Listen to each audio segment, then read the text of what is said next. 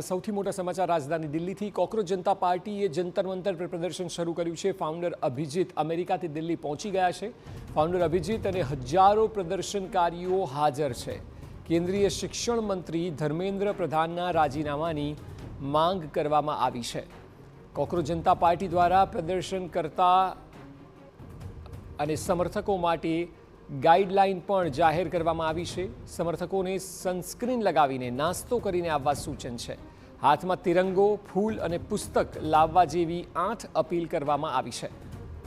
Cockroach જનતા party Delhi Jantar Mantar પર પ્રદર્શન કરી રહી છે। સ્થાપક અભિજીત દીપકે પણ હાજર છે।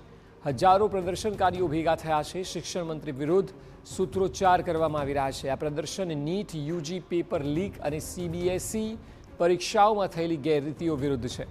કોકરોચ જનતા પાર્ટી દ્વારા કેન્દ્રીય શિક્ષણ મંત્રી ધર્મેન્દ્ર પ્રધાનના રાજીનામાની માંગ છે। બીજી તરફ સીજેપીના સમર્થકો માટે એક ગાઈડલાઈન પણ જાહેર કરાઈ છે, જેમાં સનસ્ક્રીન લગાવીને આવવું, નાસ્તો કરીને આવવું, કારણ કે દિલ્હીની ગરમી પણ ખૂબ છે। લોકોએ ત્યાં કલાકો બેસવું, પ્રદર્શન કરવું હોય તો આ તમામ 8 અપીલ કરવામાં આવી છે।